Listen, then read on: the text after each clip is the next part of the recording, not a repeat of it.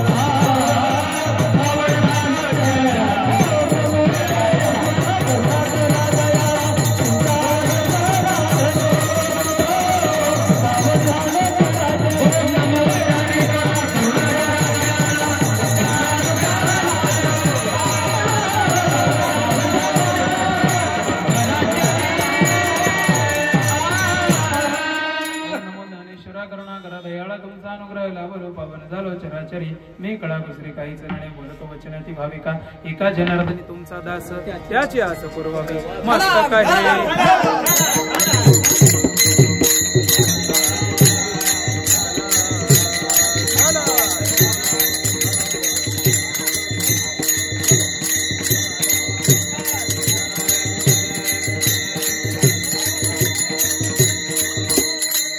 मस्तक हे पाया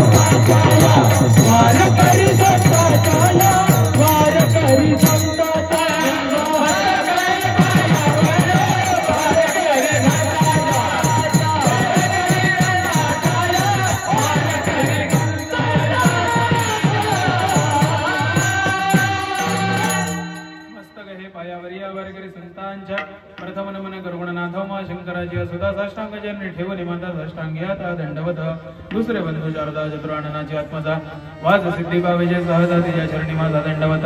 आता बंधू देव ब्राह्मण यांचे पुण्य पावन प्रसन्न होती श्रोते जण ते माझे दंडवत. आता नमो रंग भूमिका कीर्तने उभे होती लोका टाळ मृदंग श्रोते देखा तया माझे दंडवत. ऐसे नमन करुणी सकळ हरिकथा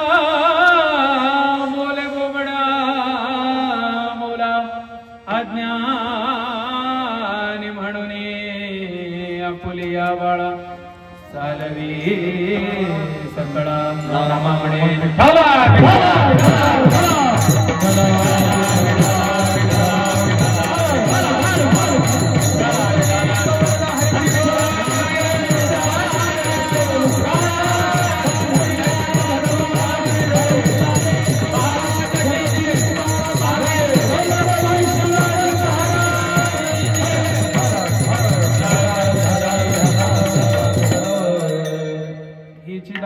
देवा तुझा विसरण व्हावा गुण गायीन आवडी हीच माझी सर्व जोडी.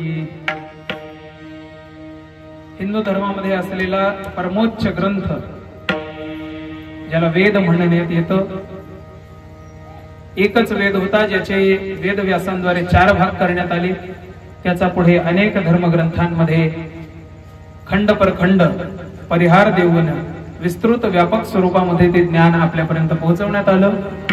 त्या वेदावरती कवित्व करून वेदावरती भाष्य करून किंबहुना त्या 4 वेदांच्या मुख्य ग्रंथांनंतर स्वतःच्या ग्रंथाला 5वा वेद म्हणून कीर्ती मिळवून देणारे जगात असंख्य गुरु झाले, त्या सर्वांच्या बापाचाही बाप झालेला, देहूमध्ये राहून आपल्या आयुष्यामध्ये माणूसच देव आहे किंवा देव माणसामध्ये येऊन कीर्ती करतो किंवा माणूस आपल्या सेवेद्वारे भगवंत पदापर्यंत पोहोचू शकतो, असा आत्मा आणि परमात्म्याचा मिलाप स्वतःच्या आयुष्यातून घडवून देणारे, आपल्या संसाराचं उदाहरण म्हणून प्रत्येक अभंगामध्ये कवित्व करून आपल्याला प्रमाण देऊन उदाहरण देऊन आपला संसार सोपस्कर व्हावा म्हणून मेणबत्तीप्रमाणे जळून दिव्याप्रमाणे जळून आपल्याला प्रकाश देणारे, चंदनापरी स्वतःचं आयुष्य झिजवून क्षण आणि क्षण आपल्यासाठी वेचणारे जगद्गुरु तुकाराम महाराज या अभंगामध्ये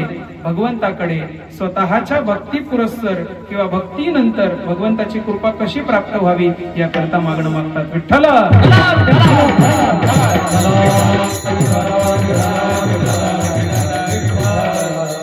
हिची दान देगा देवा, देवा द्यायचंच असेल तर अशा पद्धतीचं दान दे. तुझा विसर न व्हावा, तू कधीच विसरला जाऊ नये या मनाला, या शरीराकडनं या देहाकडनं तुझा विसर कधीही घडू नये. का तो विसर का घडू नये किंवा जर विसर घडला नाही तो आठवणीत जर राहिला तर गुण गायीना आवडी हीच माझी सर्व जोडी. मला दुसरं काहीही जोडायचं नाहीये. जोडून या धन उत्तम व्यवहारे जरी सांगितलं असेल तरी सुद्धा नको. गुण गायीना आवडी हीच माझी सर्व जोडी. न लगे धन मुक्ती अन संपदा, न लगे मुक्ती धन संपदा, संत संग दे सदा. पैसा नको, सायुज्यता मुक्ती नको, अखंड संपत्तीचा मालक श्रीमंत जरी मी असलो तरी सुद्धा मला ती संपदाही नको. न लगे मुक्ती धन संपदा, संत संग दे सदा. का? कारण संत संगती एखादी परी कितीही प्रमाण असलं, कितीही काही असलं, कितीही मोठा झाला, संत संग जरी नसला तरी त्याचं आयुष्य विफल आहे. म्हणून कोणत्याही प्रकारे का होईना संत संग देई सदा. का? त्या संत संगतीत गेल्यानंतर सुद्धा मी काय करीन किंवा संत संगतीचा परिणाम माझ्यावरती काय होईल. गुण गायीना आवडी हीच माझी सर्व जोडी. तुका म्हणे गर्भवासी जन्मालाच घालायचं असेल तर अशा पद्धतीने जन्माला घाल. 9 महिन्याचं पोटात यायचं दुःख द्यायचं असेल तर अशा पद्धतीचं दे. का तुका म्हणे गर्भवासी सुखे घालावे, कारण तो 9 महिन्याचा त्रास जर मी चुकवू शकलो तर आयुष्यात येऊन मोहमायेच्या त्रासापासून दुसऱ्यांना वंचित ठेवण्याचं मार्गदर्शन करू शकेल. पण याच्यासाठी मला मदतगार जर काही ठरणार असेल तर गुण गायीना आवडी हीच माझी सर्व जोडी. विठ्ठला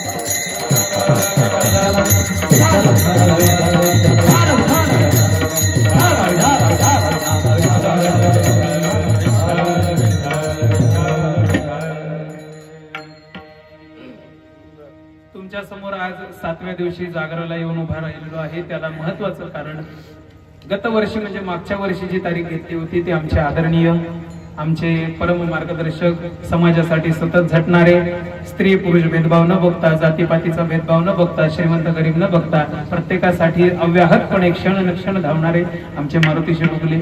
मागच्या वर्षी शेठनी तारीख घेतलेली होती, परंतु ह्या वर्षी तुम्हा मायबापांना काय पसंत पडलं माहित नाही, किंबहुना सरपंचांना काय टोला बसला माहित नाही. सरपंचांनी जागराची सेवा घेतली.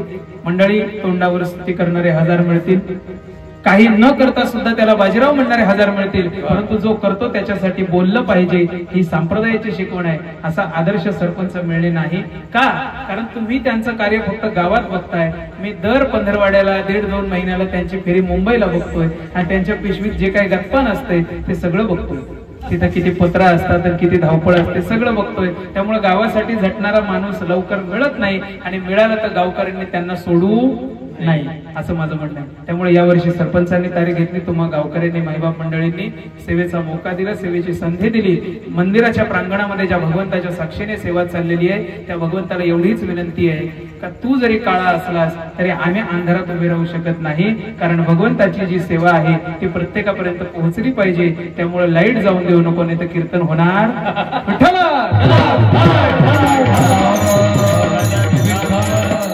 जो कोणी MSCB वाला आहे त्याला माझी विनंती आहे, काही नाही आमच्याकडे लक्ष्मीपुत्र खूप आहे, शेठ आहे, सरपंच आहे, 5-50 रुपये जास्त घे, पण बाबा लाईट काय जाऊन देऊ नको. हा, काही टेन्शन घ्यायची गरज नाही. हा, अशा पद्धतीने तुमच्या मायबापासमोर सेवेला उभा टाकलेलो आहे. 7व्या दिवसाची सेवा असल्या कारणाने गेली 6 दिवस तुम्ही जो काही प्रपंच केला, प्रपंच म्हणजे काय, ही जरी भक्ती असली तरी भक्ती आणि परमार्थ करण्यासाठी हा जो व्याप केला जातो याला प्रपंच असं म्हटल्या जातं. मग या प्रपंचाला सार्थक म्हणून काहीतरी केलं पाहिजे. हा प्रपंच कुठंतरी जाऊन पूर्ण झाला पाहिजे, होत नाही म्हणा, परंतु अध्यात्माचा प्रपंच हा सार्थकी झाला पाहिजे, पूर्ण झाला पाहिजे. म्हणून 7व्या दिवशी भगवंताकडे मागणी मागायची आणि 8व्या दिवशी जे काही तिखट मिखट खारट तुरट गोड आंबट जे काही एकत्र येईल त्या सगळ्यांना मिळवून घ्यायचं, त्यांचा काला करायचा आणि एकोप्याने राहून समाज घडवायचा, ही शिकवण संप्रदायाची. म्हणून आज जागराचं कीर्तन आहे. विठ्ठल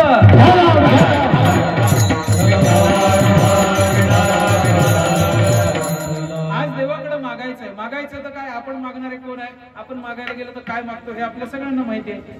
तुम्ही आठवण करा, तुम्ही स्वतः आपल्याबद्दल कधी वाईट विचार करायचा नाही, स्वतःबद्दल फक्त काय करायचं, शेजारचा ज्या वेळेला मागत असेल ना त्याच्या बाजूला जाऊन उभं राहायचं, कारण तुम्ही सुद्धा आयुष्यात कोणाच्या तरी शेजारी आहात. तुम्ही इथून काडी लावायला सुरुवात करा, शेवटी का होईना ती काडी तुमच्या घरापर्यंत आल्याशिवाय राहत तुमच्यापर्यंत नाही येणार, घाबरू नका. देवाकडे मागणी मागणारे आपण एवढे चतुर आहोत, 11 रुपयाचं नारळ ठेवायचं आणि 11 पिढ्या कमी पडतील एवढं मागायचं. परंतु त्या पंगतीमध्ये साधू संत बसत नाही, कारण 7 पिढ्यांची सेवा एकत्र आलेली आणि कैक पटीने ओझ भगवंताच्या मस्तकावर का महाराजांनी दर्शनाला जावं. तुकाराम महाराजांनी वारीच्या वेळेला आणि भगवंताचं मुंडकं खाली असावं ओझ्याने, भगवंताची मान वाकलेली असावी, भगवंत नतमस्तक महाराजांच्या समोर. एवढं सेवेचं प्रमाण असून सुद्धा महाराजांनी तिथं मागणी केलेली नाही. आणि आपण 7 दिवस जरी सप्त्याला आलो तरी 8व्या दिवशी बंगल्याचं स्लॅब चढू दे मागल्याशिवाय राहत नाही. सगळ्यांचे बंगले नसतील म्हणा, परंतु काही ना काहीतरी आपण मागल्याशिवाय राहत नाही. परंतु भगवंताकडे काय मागावं, कसं मागावं आणि किती चतुराईने मागावं हे साधू संत शिकवतात. नाही तर देव प्रसन्न झाला आणि तंबाखूला चुना मागितला. विठ्ठल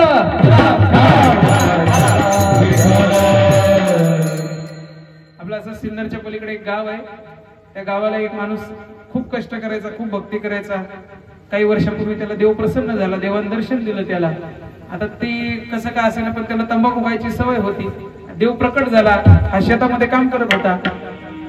बरं याचं दैव बलवत्तर का ह्यानं देव ओळखला आणि या देवा म्हणे बोला महाराज तुम्हाला काय पाहिजे, तुमची भक्ती मोठी झाली, भक्तीचं प्रमाण वाढलं, काहीतरी मागितलं पाहिजे, आम्ही तुम्हाला काहीतरी दिलं पाहिजे. आता याच्या हातात नेमकी होती तंबाखू, तिला नातात चुना. आता देव आला, यानं देव ओळखलं, देवाला म्हटलं देवा काही कर पण सध्या तेवढा चुना दे. चिमूटभर अख्खी भक्ती वाया गेली आणि त्या एका चिमूटभर चुन्या. त्यामुळे चुना लावून देऊ नका, स्वतःला चुना नाही लागला पाहिजे आणि दुसऱ्याला सुद्धा तुम्ही म्हणा ना, नाही तर दुसऱ्याला लावून घ्या, स्वतःला नाही लागला तर. असं आहे. देव प्रसन्न झाला आणि तंबाखूला चुना मागितला असं न होता मागावं कसं आणि मागावं काय, मागावं कोणाकडे, कोणी किती प्रमाणात आणि कसं हे साधू संतांकडून शिकावं. का महाराजांच्या भक्तीचं 7 पिढ्यांच्या भक्तीचं प्रमाण एवढं वाढलेलं होतं का भगवंत सुद्धा नतमस्तक महाराजांपुढे होत होता आणि भगवंत स्वतःहून म्हणायचा अरे तू काय काहीतरी माग रे, काही मागणे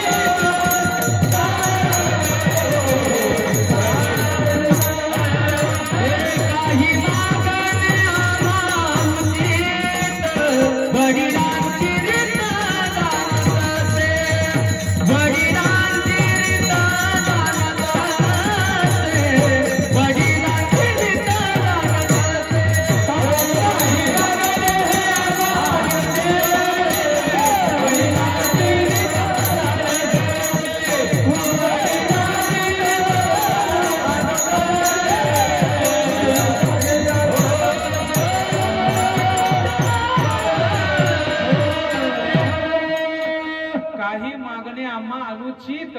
मी काही जरी मागितलं तरी ते माझ्यासाठी उचित नाहीये, माझ्यासाठी योग्य नाहीये, माझ्यासाठी भल्याचं नाहीये. का?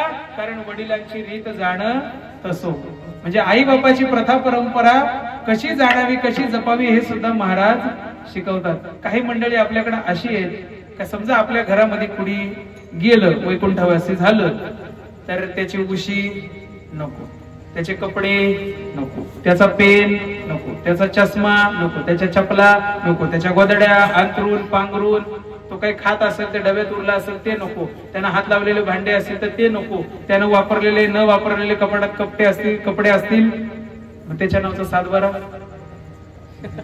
त्याच्या अंगावरचे दागिने, त्यानं घेतलेली गाडी, त्याने जे काही शेतात कष्ट केले ते शेत, ते सगळं पाहिजे आणि हे नको. म्हणजे माणसाचं गणित असं आहे महाराज का पाण्यात जर माशी पडली तर पाणी ओतून दिलं जातं. माझं बोलणं कळलं का? पाण्यात जर माशी पडली हंडाभर का असे ना पाणी ओतून दिलं जातं, आणि वाटीभर दुधात माशी पडली, दूध वाटीभरच आहे, माशीला बाहेर काढून फेकलं जातं. विठ्ठल परोपरीने गणित बदलतं माणसाचं. पाण्यात माशी पडली तर पाणी ओतून देणार, पण दुधात माशी पडली तर माशी काढून फेकणार. मग भले माशीचं, मेलेल्या माशीचं दूध का पिणं होईना. तुम्ही नाही, तुम्ही सोजवळ मंडळी आहे. हल्ली काही मंडळी दूधच पित नाही महाराज. आमच्या काय ते लॅक्टोस काय ते काय, त्याच्यात अनेक प्रकार आलेले आहेत. आयुष्यामध्ये न जाणलेली गणितं आपण जाणून घेतोय आणि स्वतःच्या आयुष्याचा सत्यानाश करून घेतोय. आपले आईबाप बावडीचं विहिरीचं पाणी पिऊ जगले 100च्या पलीकडं. आपल्याला वायू झाला, आपण एक्वागार्ड प्यायला लागलो आणि 40शीत खपायला लागलो, डायरेक्ट हार्ट अटॅक कुळ. माझं बोलणं कळलं का? नियम स्वतःला असे लावून घ्या, तंत्रज्ञान असं वापरा जे तुमच्यासाठी हितकारक असेल. मुलाला गाडी देणं गरजेचं आहे, आयुष्यामध्ये वेग आला पाहिजे, कामं झाली पाहिजे, पण वयाच्या कितव्या वर्षी मुलाला गाडी देणं हे आपल्या हातात आहे. बरोबर आहे की नाही? त्यामुळे तंत्रज्ञान वगैरे काही निर्णय कसे घ्यायचे, काय मागावं, कसं मागावं, काय गोष्टी कराव्या कशा कराव्या ते आपल्या हातात आहे. ते शिकायचं कोणाकडनं? महाराजांकडनं. काही मागणे आम्हा अनुचित, वडिलांची रीत जाणत असो. माझ्या बाप दादानं मागितलं नाही, त्यामुळे मी सुद्धा तुझ्याकडे मागणार नाही. शेवटी देव दमून दमून दमून देवाला घाम फुटला, तेव्हा तुकाराम महाराज म्हणतात, बरं बाबा आता तू म्हणतोयस म्हणून मी मागतो. शब्द लक्षात आला का? तू म्हणतोयस म्हणून मी मागतो, नाही तर माझी काही मागायची इच्छा नाही. मग द्यायचंच जर असेल तर अभंगाच्या पहिल्या चरणात दान दे गा देवा, हेची दान दे गा देवा, हेची दान दे गा देवा, हेची दान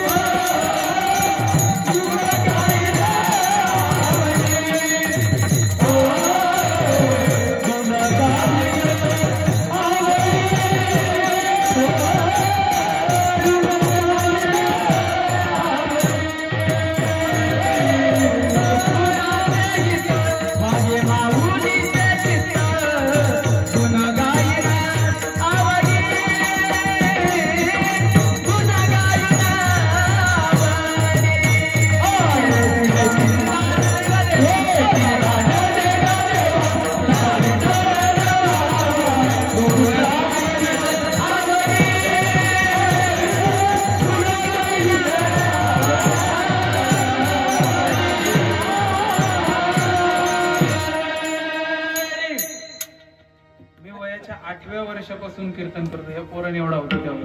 आज 16 वर्ष झाली. मला मोजकेच भजनी फक्त चांगले मिळाले. खरं सांगतो देवा शपथ. नारदाच्या गादीवर तर मी आयुष्यात तर कधी बोलत नाही. माणूस बघून बोलतो, खोटं ती गोष्ट वेगळी आहे. काही माणसांशी बोलावं लागतं. हा, आता कोण अक्षता मोत्याचे घेऊन आला तर गोड आहे, तांदळाचे घेऊन आला तर गोड आहे, तो वाटाण्याचेच घेऊन आला तर त्याला मसालाच लावून असं आहे. पण मला जे भजनी मिळाले ना ते एवढे चांगले कधी मिळालेले नाही. मोजके भजनी. एक तर फडावर कधी गेलो तर खूप वर्षापूर्वी आम्ही आरफळकरांमध्ये असायचो, त्यावेळेला अजूनही आहे, परंतु आता तिथं दिंडीत कीर्तन जास्त होत नाही. सगळी आता मानाची झाली. लोकांना मान यायला लागला. मान जरी राहिली नाही तरी मान यायला लागला. परंतु आज एवढी सेवा म्हणजे एवढा काळी 2 पंचमचा स्वर आहे. हा मध्यमचा स्वर नाहीये. मध्यमच्या स्वराला शेवटचं चरण वरती जातं, पंचमच्या स्वराला सुरुवातीपासूनच वरचा स्वर लावावा लागतो. आणि एवढे गळे खरडेपर्यंत लाईट जरी गेली तरी भगवंताची सेवा करणं हा खरा वारकरी आहे. होय होय वारकरीन पाहे पाहे. हे वारकरी झालेत. यांनी पंढरी खऱ्या अर्थानं पाहिली, पांडुरंग खऱ्या अर्थानं पाहिला, म्हणून ही देणगी आहे. नाही तर नालायकाच्या वाटेला परमार्थ येत विठ्ठला.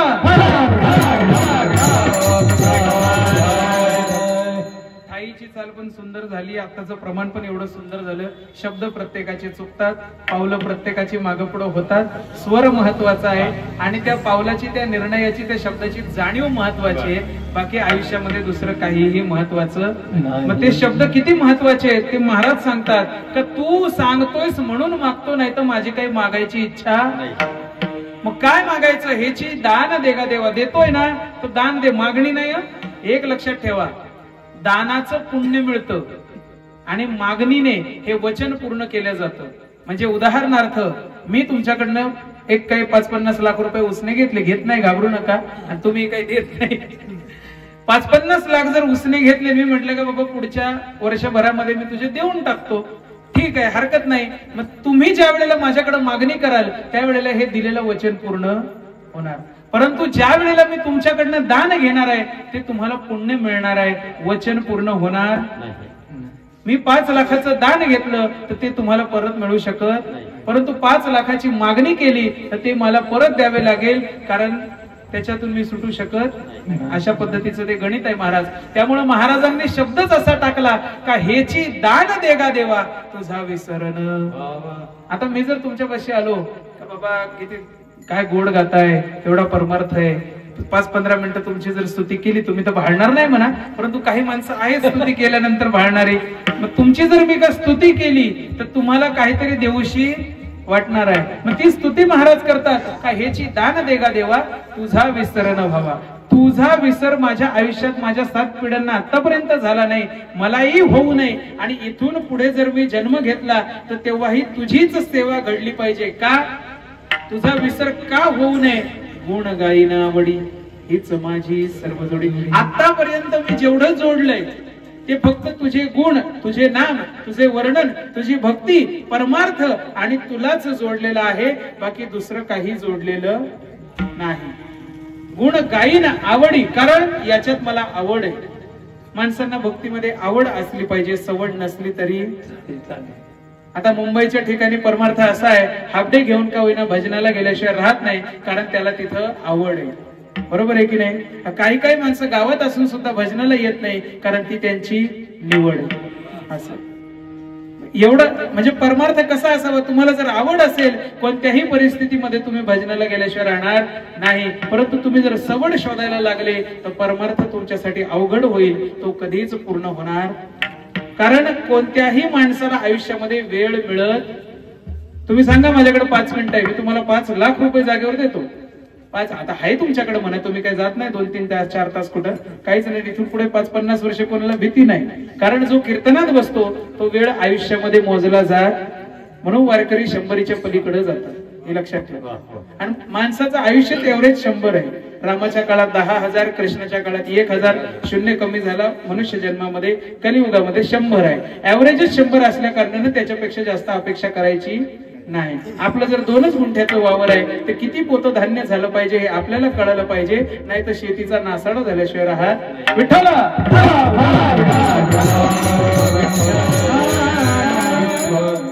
तुम्ही कितीही खत पाणी घाला, 2 गुंठ्याला जेवढी पोती होणार आहे तेवढीच पोती धान्य झाल्याशिवाय राहणार. एखादं पोतं पुढं माग, म्हणजे म्हणतो ना आपण, समजा परीक्षेमध्ये गेलो आणि 60% मिळावे म्हणून 60च मार्काचं लिहून आला तर त्याला 60 मिळणार आहे का?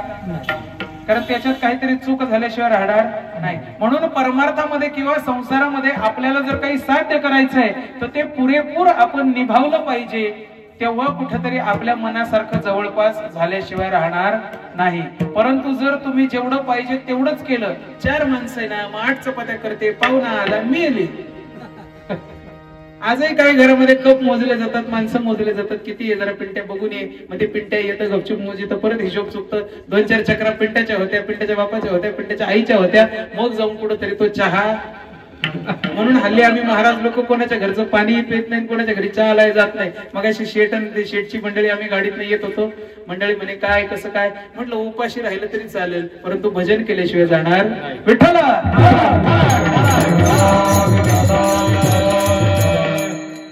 महाराज आता दिवसेंदिवस तुम्हाला सांगतो, इथून पुढे आता हे तर आपलं गाव आहे, आपलं गाव आहे, आपली जागा आहे, त्यामुळे इथं काही कमतरता नाही. शहरातल्या गोष्टी सांगतो. कीर्तन आता 2 तासाची 3 तासाची ही 1.5 तासावर आली. 1.5 तासावरून 40 मिनिटं बाबा लोक टीव्हीवर जसं 40 मिनिटाचं असतं, बाबा लोक 40 मिनिटं बोलायला लागली. महाप्रसादाचे आता ताटा आले. पहिला भंडारा होत होता पोटभर, बुंदी घरी बांधून न्या, काही टेन्शन नाही, 2-4 दिवस पत्र्यावर वाळवा, आठवडाभर महिनाभर खा. आता ते आपल्या नशिबी पडत नाही म्हणतात हो सरपंच. हा आता ते तसं आपल्या गावात तर नाही, पण शहरामध्ये आहे, हळूहळू प्रमाण कमी होत चाललंय. काही दिवसांनी असं कटोरीमध्ये भातांवर शिरा देतील, एखादा लाडू मोदक देतील, बरोबर आहे की नाही, झाला महाप्रसाद. आणि काय कीर्तन इंग्रजीत नाही तर हिंदीत होतील. आता पाळी ती आलेलीच आहे, परंतु परमार्थ ढळला नाही पाहिजे. दुष्काळात का होईना भगवंताचं भजन घडलं पाहिजे. कारण महाराजांच्या काळामध्ये तुकाराम महाराजांची गोष्ट सांगतो, महाराजांचं चरित्र जर वाचाल, आमच्या दिंडीमध्ये उत्तम महाराज शेलार म्हणून दिंडीचे चालक आहेत, साताऱ्यावरून ती दिंडी येते, आळंदी ते पंढरपूर पायी चालते.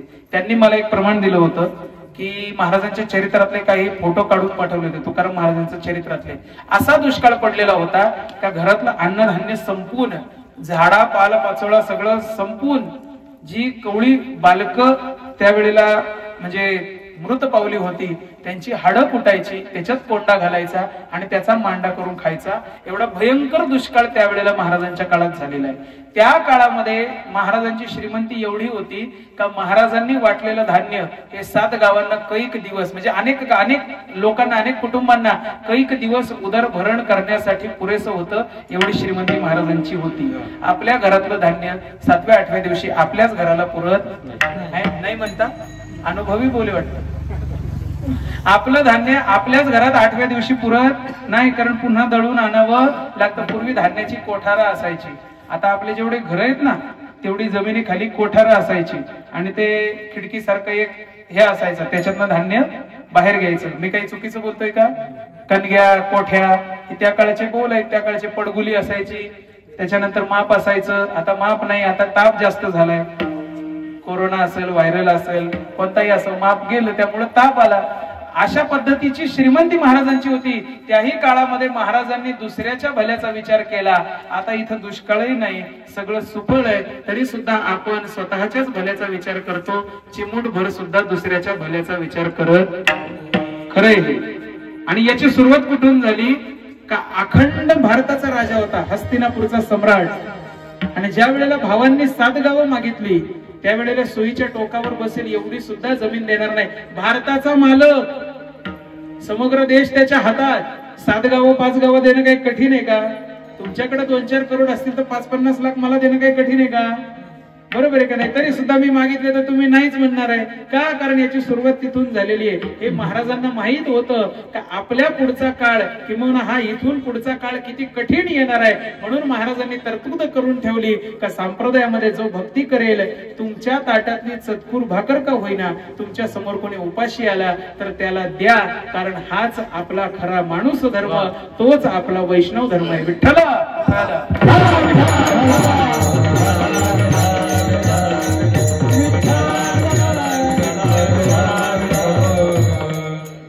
हा चांगुलपणा, हे चांगले विचार हे कुठून येतं? ज्या वेळेला तुम्ही अध्यात्मात येतात. आता कीर्तनात बसल्यानंतर मनात वाईट विचार येत नाहीत, काहींच्या येतात ते सोडून द्या. कीर्तनात बसल्यानंतर वाईट विचार येत नाहीत, देवपूजेत बसल्यानंतर वाईट विचार येत नाही का?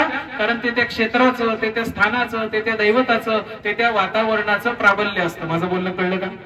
आता दवाखान्यात गेल्यानंतर माझं तर एक म्हणणं आहे, नवीन फेरफटका म्हणजे पिकनिक करून आलेला माणूस, नवीन घर बांधलेला माणूस आणि नुकताच हॉस्पिटलमध्ये ज्याच्या घरात कोणीतरी जाऊन आले किंवा तो जाऊन आलाय, अशा माणसाला भेटायला जायचं लवकरच.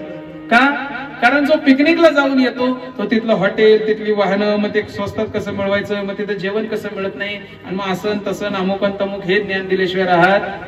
ज्याने नवीन घर बांधलंय, मग विटा हिथं कशा महाग मिळतात, मग 2 रुपयाने कमी पाहिजे तर सिन्नरला न्या, अजून 2-4 रुपये कमी पाहिजे तर नाशिकवरनं पाडून आणायच्या भट्टीतलं, मग सळ्या कशा स्वस्त, सिमेंट कुठून आणायचं, रेती कुठून आणायची, याचं ज्ञान दिल्याशिवाय राहत.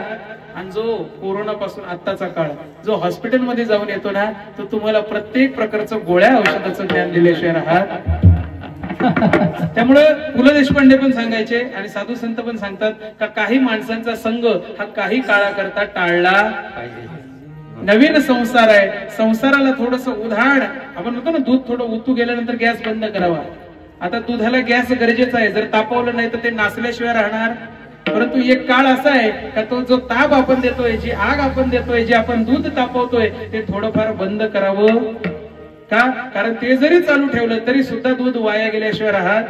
त्यामुळे संसार असा आहे का अध्यात्माची, नियमांची, संगतीची, सोबतीची, सहवासाची जोड किंवा आग किंवा जी काही म्हणतात ना प्रक्रिया आहे, ती काही काळाकरता द्यावी, काही काळाकरता बंद ठेवावी. अशा पद्धतीचं मर्यादेचं पालन म्हणजे ना इकडं ना तुम्ही आजारी आहे का, म्हणजे जास्त गोडही बोलायचं नाही, जास्त कडूही बोलायचं, मर्यादा पाळायची हे सांगणारा परमार्थ आहे.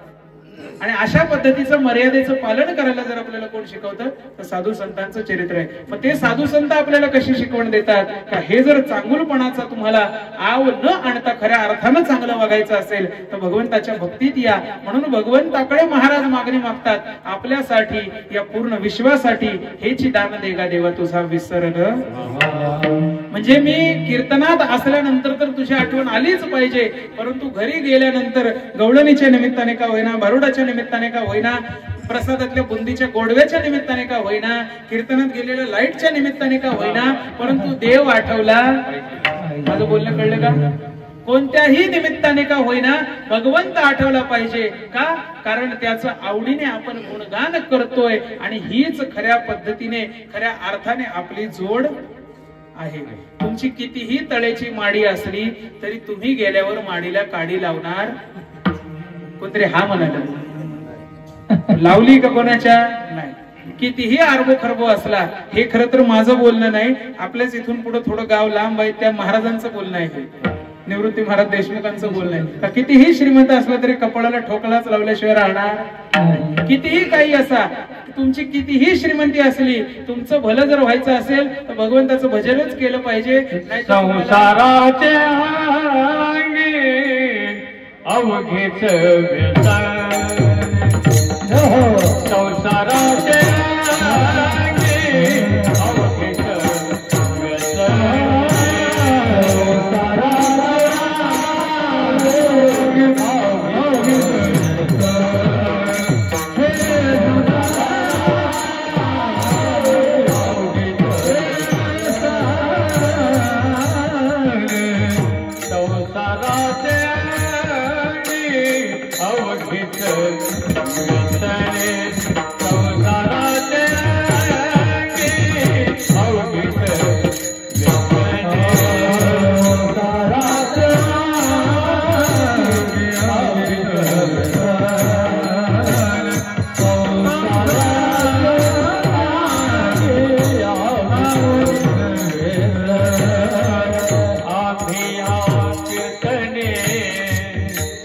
सुख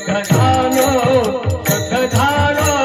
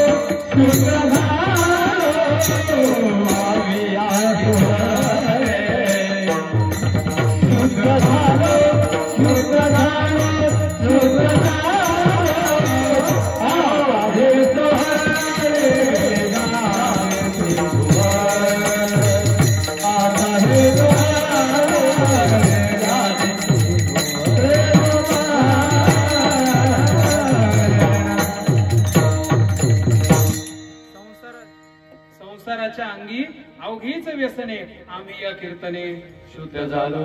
तुम्ही कितीही म्हणा, संसारामध्ये गेल्यानंतर तुम्हाला व्यसनांची जोड लागल्याशिवाय राहणार नाही. काय काही शब्द माणसांनी बदनाम करून ठेवले.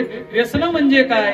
कितीही काही करा, विकार वाईट विचार हे तुमच्या थाऱ्याला येणार, तुम्ही त्यांच्या वाट्याला गेल्याशिवाय राहणार नाही. म्हणून जसे आम्ही या कीर्तनाने शुद्ध झालो, या परमार्थाने भक्तीने शुद्ध झालो, तसं तुम्ही सुद्धा शुद्ध झालं पाहिजे, भक्तीत आलं पाहिजे. नाहीतर पिंगळ सांगतोच, हे जरी नाही का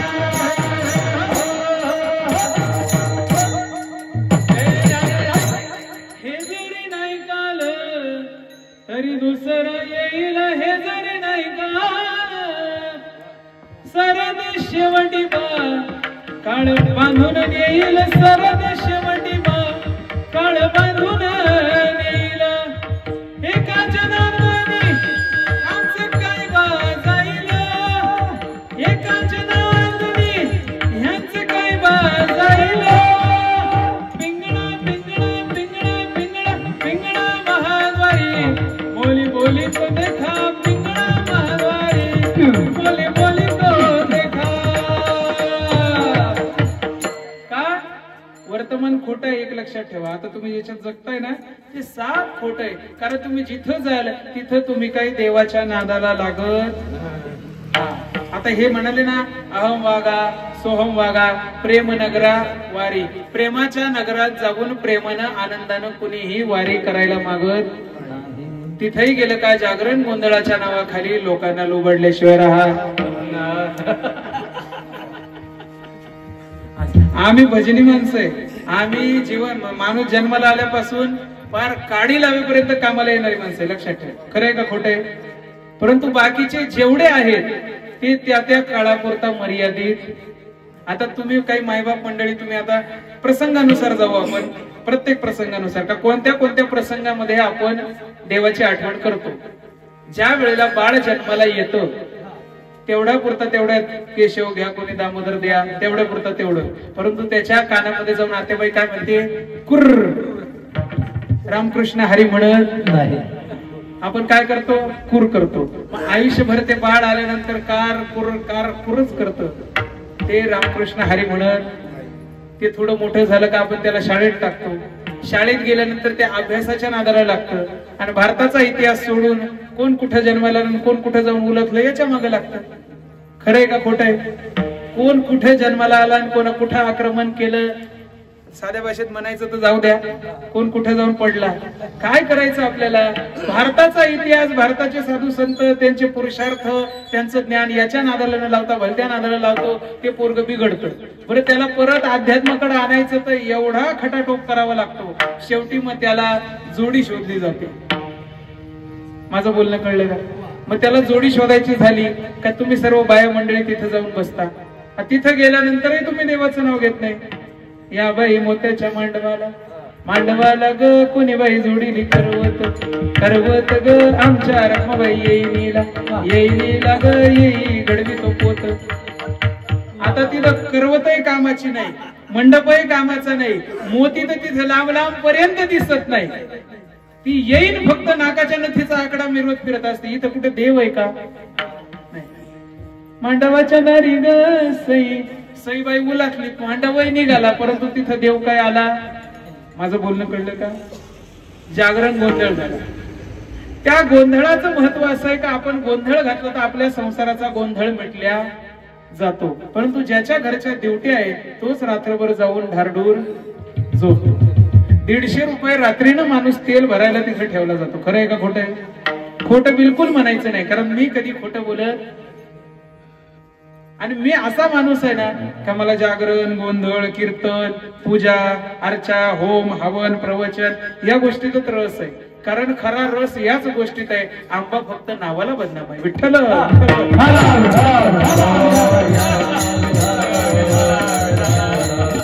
प्रत्येक घरात आमरस आहे बर का? प्रत्येक घरात आमरस आहे. पण एक लक्षात ठेवा, तो आमरस आहे हा खास रस आहे. सेवी तो हातात वाटी तो आधी का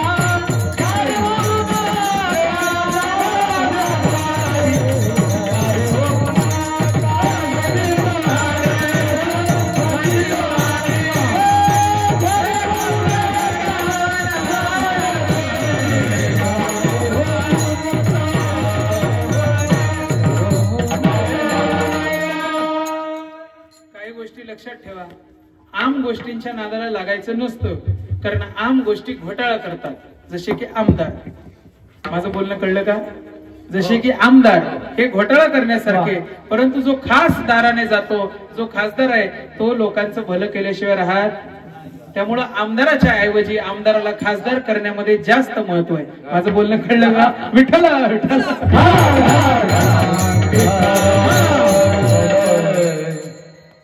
आपल्या नशिबी आलेला चांगला माणूस हा चुकून माकून जरी आमदार झाला तरी त्याला आपण खासदार केलं पाहिजे, हे नेहमी लक्षात ठेवा. याच्या पुढे खाली येऊन तुम्हाला मी गुह्य सांगू शकत नाही, कारण मी काही ज्ञानेश्वर माऊली नाही. ती एकच जगाची माऊली होऊन गेली. प्रगट गुह्य बोले रामा जनार्दनी. एवढं प्रकट गुह्य जर मला सांगता आलं असतं तर इथं सगळ्यांचा उद्धार झाला असता. प्रकट गुह्य सांगण्याचं, सिक्रेट ओपन करण्याचं काम फक्त साधू संतांकडे आहे. आम्ही सावलीला पण त्यांच्या नाही आहोत, त्यांच्या पायाच्या धुळेकणातला एखादा कण आहोत. त्यांची कृपा झाली म्हणून तुमच्या समोर उभे आहोत, नाहीतर काही नाही. पूर्व सुकृताची जोडी बस, बाकी काहीही. संतन के संग लागी रे तेरी आसी बनेगी. संतन के संग लागी रे तेरी आसी बनेगी. संतन के संग लागी रे तेरी आसी बनेगी.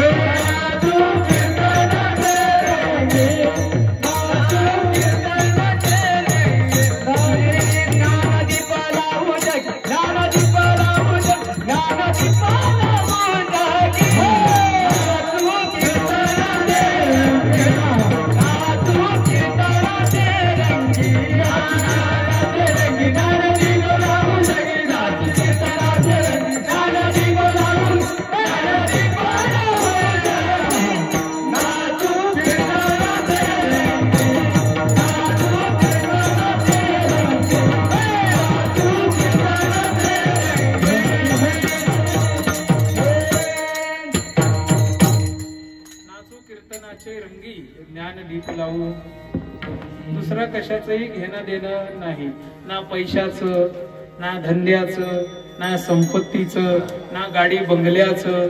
घेणं आणि देणं जर असावं तर ते फक्त विचारांचं, ते ज्ञानाचं, ते प्रत्येकाच्या सुख दुःखाचं. दुसऱ्या गोष्टीचं घेणं देणं करू नये, कारण दुसऱ्या गोष्टीचं घेणं देणं केलं तर तिथं गणित वाढतं. आणि जिथं तुम्ही ज्ञानाचं, विचाराचं आणि म्हणतात ना आत्मभावांचं आदान प्रदान करता, घेणं देणं करता, तिथं गणित सुटतं. कारण सरते शेवटी ज्या वेळेला आयुष्य एका ठिकाणी येऊन थांबतं, सगळ्यांचंच आयुष्य कुठं ना कुठं तरी येऊन. आणि महाराज असं आहे, अध्यात्मामध्ये शून्य आला. शून्य म्हणजे कळलं ना, काहीच नाही. आध्यात्मिक माणूस, ज्ञानी माणूस, साधू संत याच्या आयुष्यात शून्य आला का तो शांत होतो, तिथं कोणताही प्रश्न येत नाही. परंतु सांसारिक माणसाच्या आयुष्यामध्ये शून्य म्हणजे सगळं थांबलं एक जागी, तो एकटाच राहिला. तो त्याच्या मनामध्ये भाराभार प्रश्न आल्याशिवाय राहत. कोणासाठी कमवलं, कशासाठी केलं, कोण हे माझे, मी एवढं केलं, मला पाण्याचा ग्लास सुद्धा सरळ मिळत नाही, हजार प्रश्न आल्याशिवाय राहत का. हाच फरक आहे संसारातला शून्य आणि अध्यात्मातला शून्य. म्हणून आंबा हा घरात पिळून खाणे आणि पंक्तीला बसून वारकऱ्यांबरोबर वरपणे याच्यामध्ये फरक आहे. आणि सहसा आमरसाच्या नादाला लागू नका, खास रसाच्याच नादाला लागा. का, कारण याच्यामध्ये जो गोडवा आहे तो तुम्हाला दुसरीकडे कुठेही मिळणार नाही. याच्यासाठी काय केलं पाहिजे अभंगाच्या 3ऱ्या चरणात.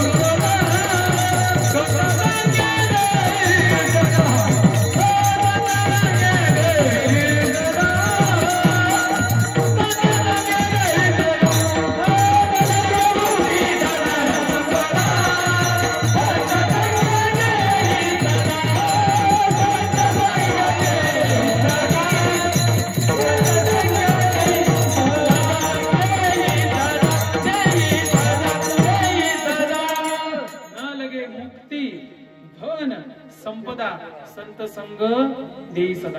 का, कारण या ज्या संतांनी करून ठेवलंय त्या मार्गावरती जे जे मागे गेले, जे जे पुढे गेले ते निधाय झाले, पुढे गेले ते निधाय झाले, वणतील त्यांची सीमा रे. अरे नाचत जाऊ त्याच्या गावाला खेळ्या सुख देईल विसावा. अरे नाचत जाऊ त्याच्या गावाला खेळ्या सुख देईल विसावा. नाचत जाऊ त्याच्या गावाला खेळ्या सुख देईल विसावा.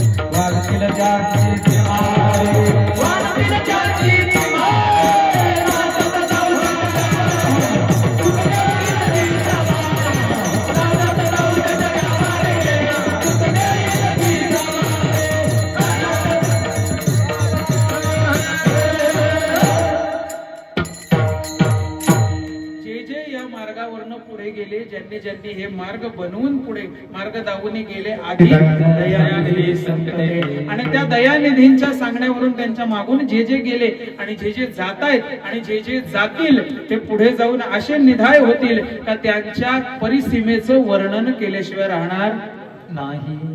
उदाहरण म्हणजे तुकाराम महाराज सदेह वैकुंठ गमन आजही 16 होतो. उदाहरणार्थ ज्ञानोबा राय 22व्या वर्षी ज्ञान प्रकट करून संजीवन समाधी आजही 16. उदाहरण म्हणजे नाथ बाबा आपलं काम संपलं विशेषत्वाने काम पूर्ण केलं जलसमाधी घेतली आजही 16. राहिला त्या कीर्ती जगाची राहिला त्या कीर्ती जगाची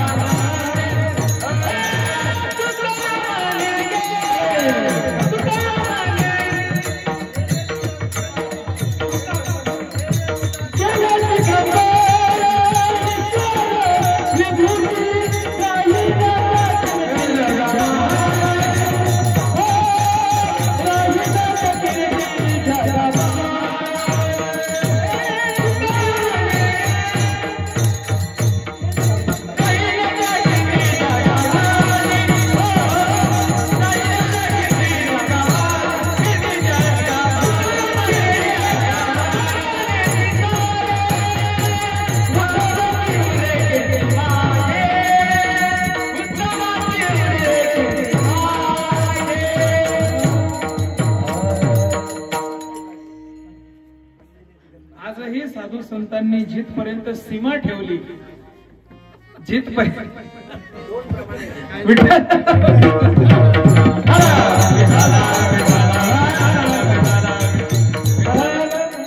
खरं सांगतो अगदी खरं सांगतो डेरिंग लागती ताकद असल्याशिवाय माणूस मध्ये बोलत तुम्ही बोलून दाखवा बरं. तुम्ही लवकर जाते ओव्या म्हणत नाही तो भजन म्हणतोय त्याच्यासाठी टाळ्या वाजवा. विठ्ठला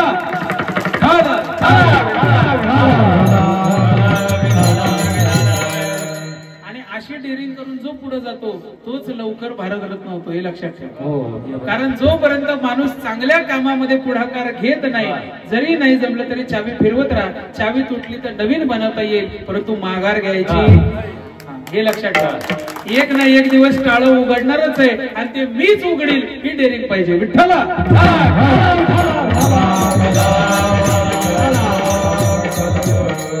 तुम्हाला काय वाटतं हे काय आपल्याच आयुष्यात आहे का? जेवढे महापुरुष झाले त्यांच्याही आयुष्यामध्ये अशाच गोष्टी घडलेल्या आहेत. मला एक सांगा आता ज्ञानेश्वर महाराज वयाच्या 22व्या वर्षी संजीवन समाधीला गेले परंतु लहान असताना माऊलींनी सुद्धा खेळ केले त्याच्यामुळे खेळ जरा खेळ प्रमाण आली.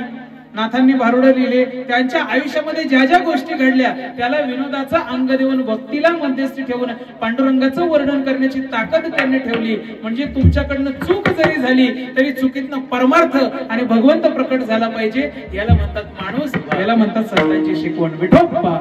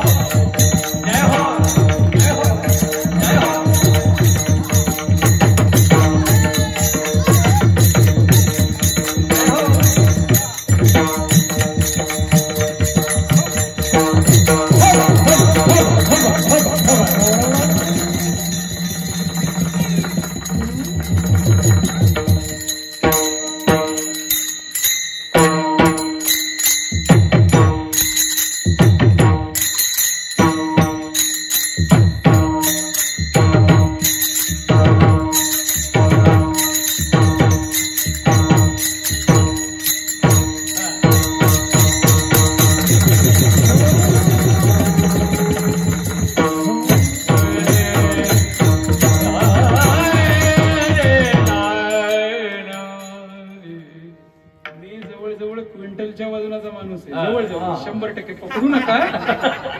हा, मी 2 अंगठ्यावर नाचलोय, तुम्हाला जमत नाही, तुम्ही शिकलं पाहिजे. हा, महाराजांकडे जाऊन शिकाय. महाराजांनाच घेतलं,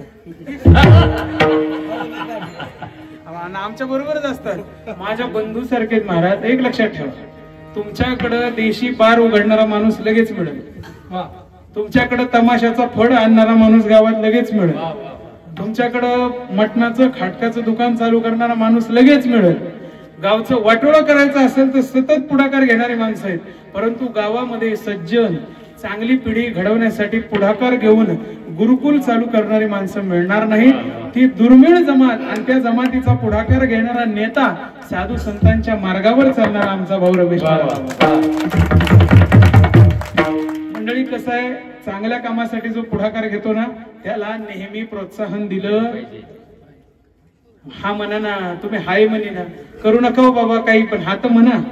त्याला जर तुम्ही प्रोत्साहन दिलं नाही तर इथून पुढे पिढीचं हित कोणीही बघणार नाही. आणि जर पुढच्या पिढीच्या हितानं जर कोणी निर्णय घेतला नाही तर पिढी बर्बाद झाल्याशिवाय राहणार.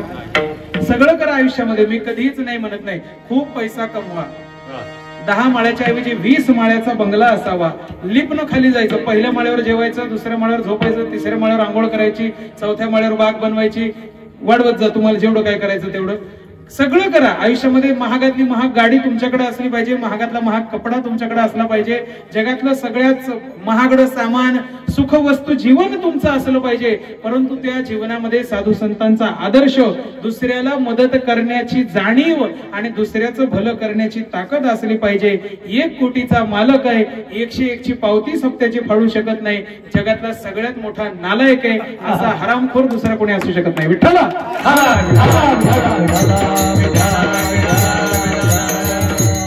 इथं कोणाचंही पोट भरलं जात नाही.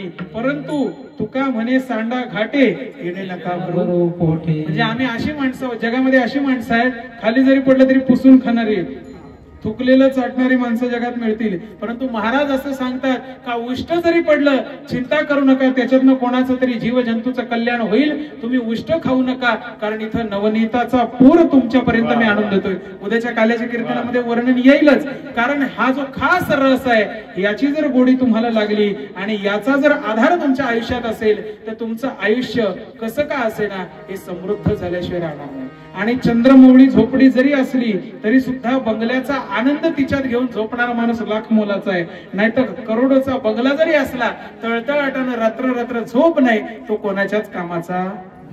बंगला त्याच्या जागी बरोबर आहे, संपत्ती त्याच्या जागी बरोबर आहे, पण माणूसच चुकतोय. तुम्हीच तुमच्या विचारांनी तुमच्या हृदयाचं, तुमच्या मेंदूचं, तुमच्या शरीराचं, तुमच्या व्यक्तिमत्वाचं खच्चीकरण करता. कारण का माहितीये का, समाजाला ही सवयच आहे. आज मी जर तुम्हाला म्हटलो ना काहीतरी गडबड आहे, हो महाराज ग बसा, काही नाही गडबड. उद्या जर मी म्हटलो ना काहीतरी गडबड आहे, नाही हो महाराज. तिसऱ्या दिवशी म्हटलो ना काहीतरी गडबड आहे, असं आहे का, बर. चौथ्या दिवशी म्हटलं ना काहीतरी गडबड आहे, खरंच काहीतरी गडबड आहे. 5व्या दिवशी जर म्हटलं ना चायला महाराज एवढं खोटं बोलू शकत नाही, नक्कीच काहीतरी गडबड आहे. कुणाच्या तरी सांगण्यावरनं किंवा कोणत्या तरी घाणेरड्या विचारांवरनं तुमच्या आयुष्याचं तुम्ही माती मळण करून घेता.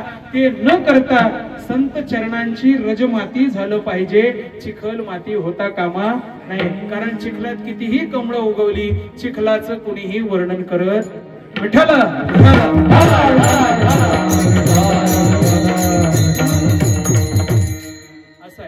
त्यामुळे एक लक्षात ठेवा, आपल्याच विचारांनी आपल्या आयुष्याचं खच्चीकरण कधी करून द्यायचं नाही. आणि जो आदर्श विचार पुढे घेऊन जातोय त्याला कधीच मागे ओढायचं नाही. एक लक्षात ठेवा, भावाचा जर बंगला झाला, आपल्या प्रारब्ध संचिताने आपल्याला कमवायची कुवत नसेल तर उद्या एका माळ्यावरती भाऊ येऊन राहायला सांगेल, कारण तो काय पिसाळलेला.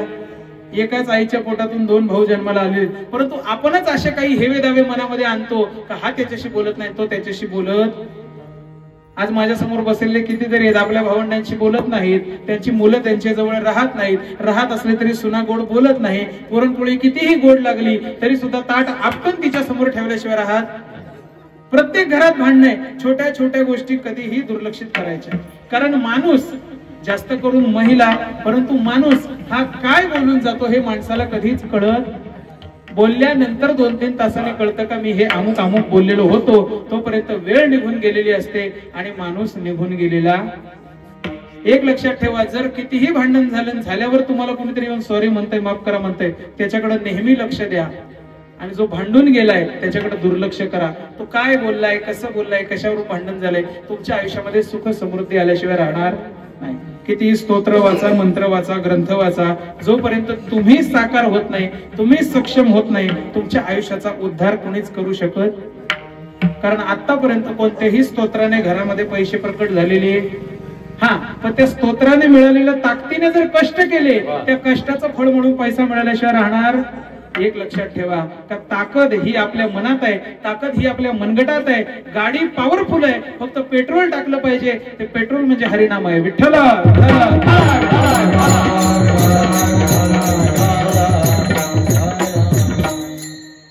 मी 100 किलोचा माणूस आहे, मी पायाच्या 2 अंगठ्यावर नाचलोय.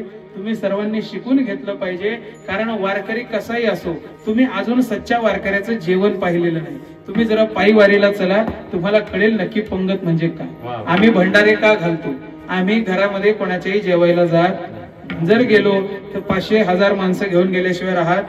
कारण 500-1000 माणसांच्या जेवणामध्ये एकटा किती जेवलाय ते काही कळून येत असं. कारण चपात्या मोजणारी अवलाद असल्या कारणानं कोणाच्याही घरी वैयक्तिक जेवायला जाऊ नये असं साधू संतांनी सांगितलंय. म्हणून वारकऱ्यांच्या सप्त्यामध्ये पंक्ती असतात. वारकऱ्याचं जेवण हे बलाढ्य, अतिशय उत्तम, सुंदर. आम्ही काय खायला लाजत, आम्ही वीर विठ्ठलाचे गाडे. गाड किती आमटी असली तरी पळ्यान पळ्या पिल्याशिवाय राहत. आजच्याच पंक्तीला पिलेत माणसं. खरंच काय महाराजांचं नाव नाही, आज पंगत ज्यांनी घातली लक्ष्मण महाराज. आडनाव काय त्यांचं? आव्हाड. लक्ष्मण महाराज आव्हाडांच्या घरी आज पंगत झाली. उत्तम फराळ केलेलं होतं. आणि आम्ही अशी मंडळी आहोत ना का फराळ स्वतः दाबून करणारी आहोत. तुमच्यासारखं आम्ही काही जीवाला मारी. ज्याने ह्या श्रीहरीला त्रास दिला त्याला तो श्रीहरी कधीच पावलेला. उपवास म्हणजे काय? उप म्हणजे जवळ, वास म्हणजे राहणे. त्या दिवशी त्या भगवंताच्या जितक्या जवळ राहता येईल तितकं जवळ नामस्मरणाने, ग्रंथ वाचनाने, भक्तीने, कीर्तनाने, कशाने का होईना, मंदिर पुसायच्या निमित्ताने का होईना, परंतु देवाच्या जवळ जाऊन राहणे. परंतु उपवास करून सुद्धा मनात देवाचा विचार येत नाही, अशी आदर्श माता मंडळी आपल्याकडे आहे.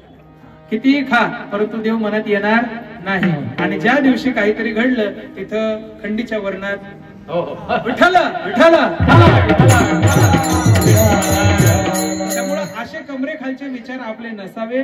दुसऱ्याचंही भलं व्हावं. सर्वे सुखीना संतू, सगळे सुखी झाले पाहिजे. का? कारण सगळ्यांमध्ये तुम्ही सुद्धा आलात. आणि ज्या वेळेला तुम्ही म्हणता माझं चांगलं झालं पाहिजे, तुम्हाला 4 भाकरीच्या ऐवजी 1च भाकर मिळेल. नाही मिळणार असं नाही, मिळेल. परंतु तुम्ही भगवंताला ठरवायला लावू नका की मला काय दिलं पाहिजे. भगवद्गीता काय सांगते? कर्मण्यवाधिकार असते, फळाची आशा करून सफरचंद मिळेल, कलिंगड मिळेल, केळ मिळेल, नाही तर करवंद मिळेल. ते गोड मानून घेतलं नाही तर सफरचंदाची आशा कराल. कलिंगड मिळालं तर आनंद आहे, पण करवंद मिळालं तर दुःख आहे.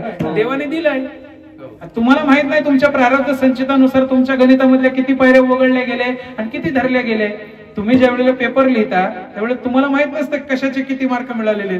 तुम्हाला फक्त निकालपत्र माहित असतं. त्यामुळे कोणी कशाला किती मार्क द्यावे हे तुम्ही ठरवू नका. तुम्ही फक्त पेपर सोडवत राहा. आणि तो पेपर कसा सोडवायचा? भगवंताकडे मागणी मागायची का हा पेपर सोडवताना, ही परीक्षा देताना, हेची दान देगा देवा तुझा विसर न व्हावा. का? कारण गुण गायना आवडे हेच माझी सर्व जोडी. न लगे मुक्ती धन संपदा संत संग देई सदा.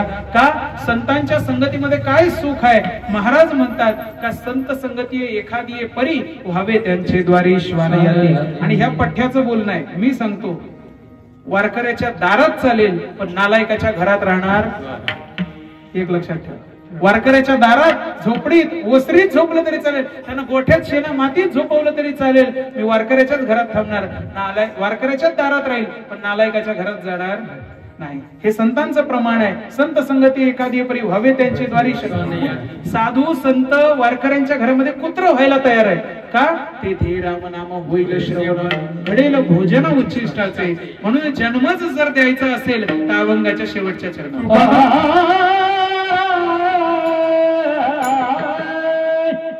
तुका